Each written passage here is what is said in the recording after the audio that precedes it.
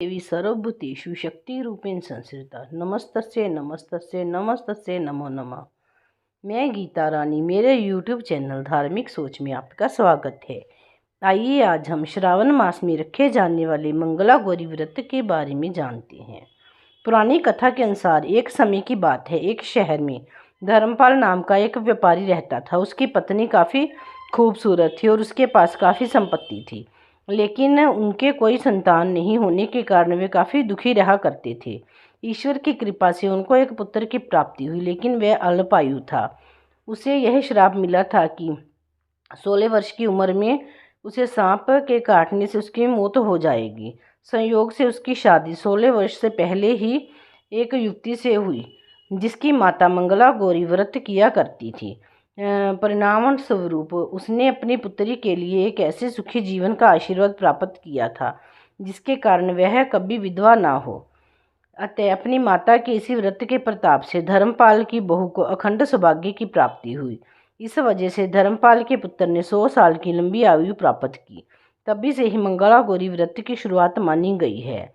इस कारण से सभी नवविवाहित महिलाएं इस पूजा को करती हैं तथा गौरी व्रत का पालन करती हैं और अपने लिए एक लंबी, सुखी तथा स्थायी वैवाहिक जीवन की कामना करती हैं। जो महिला उपवास का पालन नहीं कर सकती, वे भी कम से कम पूजा तो करती ही हैं।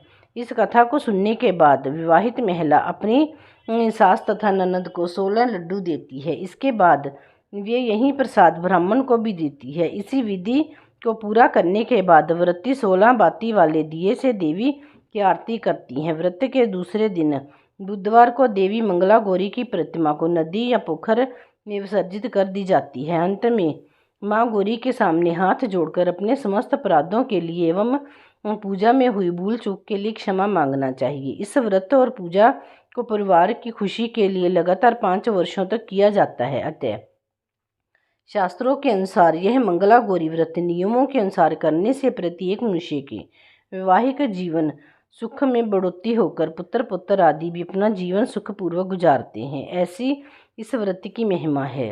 इस व्रत की विधि इस प्रकार है। श्रावण मास के मंगला गौरी के व्रत मंगलवार के दिन ब्रह्म किए जाते हैं। श्रावण मास के मंगलवार के दिन ब्रह्म मुहूर्त में जल्दी उठें।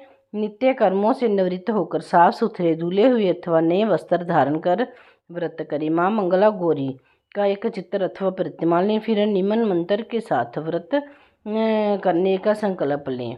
मम पुत्र पुत्र सौभाग्य वृद्धि श्री मंगला गौरी प्रतीत्यर्थ 5 वर्ष पर्यंतम मंगला गौरी व्रत अहम करिष्ये।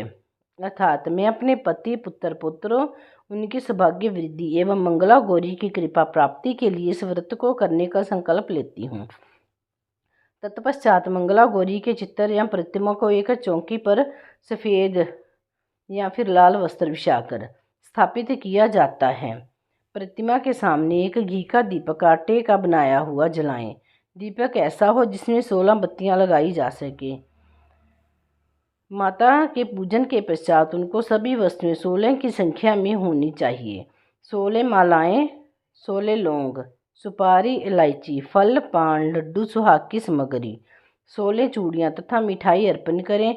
इसके अलावा 5 प्रकार के सूखे मेवे, 7 प्रकार के अनाज आदि चढ़ाना चाहिए। पूजन के बाद मंगला गौरी की कथा सुनी जाती है। इस व्रत में एक ही समय अन्न ग्रहण करके पूरे दिन माँ पार्वती की आराधना की जाती है। शिव प्रिया पार्वती को प्रसन्न करने वाला यह सरल व्रत करने वालों को अखंड सुहाग तथा पुत्र प्राप्ति का सुख मिलता है। बोलो श्री मंगला गौरी की जय। माता पार्वती की